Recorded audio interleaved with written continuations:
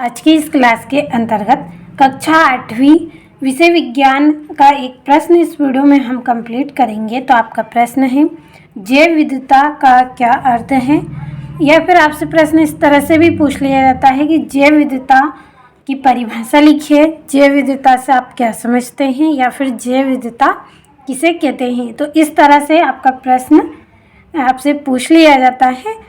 तो चलिए जैव विविधता की हम परिभाषा पढ़ेंगे। तो उससे पहले आपको जैव विविधता की हेडिंग डाल लेना है, क्योंकि गलती से मैंने यहाँ पे जैव विविधता की हेडिंग नहीं डाली है। आपको इस तरह से हेडिंग डाल के परिभाषा को लिखना है। चलिए परिभाषा एक बार हम पढ़ेंगे। किसी क्षेत्र विशेष में पाए जाने वाले सभी पौधे, जंतुओं और सूक्ष्म जीवों की विभिन्न प्रजातियाँ जैव विविधता कहलाती हैं। तो जैव विविधता किसे कहते हैं कि किसी क्षेत्र में विशेष रूप से जो जीव जंतु पाए जाते हैं, छोटे जीव जंतु, बड़े जीव जंतु और जो पौधे पाए जाते हैं, उनको हम क्या बोलते हैं? जैव विविधता कहते हैं। जो जीव होते हैं, जो पेड़ पौधे होते हैं, इन सब में जो अलग अलग प्रकार की जो विभिन्नता पाई जाती है, उसे ही बोलते हैं जैव विविधता। तो चलिए चित्र के माध्यम से हम थोड़ा सा इसको समझने का प्रयास करेंगे। यहाँ पे आप चित्र के माध्यम से थोड़ा सा समझिए कि देखिए यहाँ पे ये जो जीव जंतु है, ये क्या है? जंगली कुत्ता है।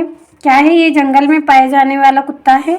ये यहाँ पे आपको मिलेगा चीतल, और ये वाला आपका भेड़िया है।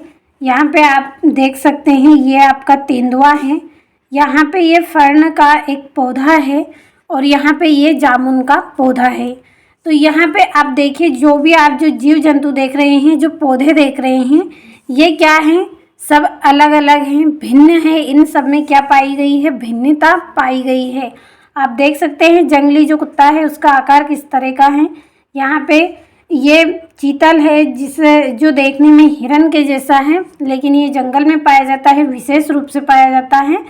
और ये भेड़िया है। यहाँ पे ये आपका तेंदुआ है, और ये फर्न का पौधा है, और ये जामुन का पौधा है। तो देखिए जिस तरह से यहाँ पे आप जीव जंतु में, पौधों में जो विभिन्नता देख रहे हैं, जो अलग अलग किस्म की प्रजातियाँ आप यहाँ पे देख रहे हैं, यही क्या है? जैव विविधता है। और यह जो जैव विविधता है, ये हमारे लिए बहुत ही आवश्यक होती है। क्यों होती है? क्योंकि हमें हर तरह के जो जीव जंतु हैं उनकी आवश्यकता होती है। हर तरह के जो पेड़ पौधे होते हैं उनकी हमें आवश्यकता होती है।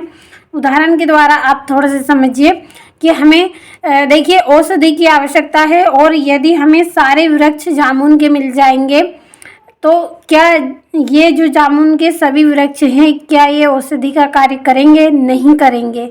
तो जो विभिन्नता है वो बहुत ज़रूरी है। क्यों है? क्योंकि हमारी आवश्यकता की पूर्ति इससे होती है। हमें देखिए औषधि पौधे मिल रहे हैं, और हमें यदि जामुन की आवश्यकता है, तो जो औषधि वाले पौधे से हम जामुन कभी भी प्राप्त नहीं कर सकते हैं। तो जो विभिन्नता होती है बहुत ज़रूरी होती है हमारे लिए। तो आपको समझ में आया होगा कि विभिन्नता क्या होती हैं। अलग अलग किस्म की जो प्रजातियाँ होती हैं, जैसे पौधों की प्रजातियाँ होती हैं, जीव जंतु की प्रजातियाँ होती है, सूक्ष्म जीवों की प्रजातियाँ होती हैं। ये जो प्रजातियाँ हैं, इनमें जो जैव विविधता पाई जाती हैं, ये हमारे लिए बहुत ही आवश्यक होती हैं। और इस तरह की जो भिन्न भिन्न आकार में जो हम जीव जंतु, पौधे सभी को देखते हैं, वही हमारी जैव विविधता कहलाती है। तो मुझे उम्मीद है आपको परिभाषा समझ में आई होगी। विशेष क्षेत्र में पाए जाते हैं, ये विशेष होते हैं, बहुत ही महत्वपूर्ण होते हैं, खास जगहों पर ही ये हमें देखने को मिलते हैं। तो समझ में आया होगा आपको। किसी क्षेत्र विशेष में पाए जाने वाले सभी पौधे, जंतुओं और सूक्ष्म जीवों की विभिन्न प्रजातियां जैव विविधता कहलाती है। इन सब में जो अंतर होता है, इनके रंग में, रूप में, आकार में जो हमें फ़र्क दिखाई देता है, वही क्या होती है? जैव विविधता होती है। तो समझ में आया होगा आपको। स्क्रीनशॉट के माध्यम से नोटबुक में नोट करें और अच्छे से आप कंप्लीट करें।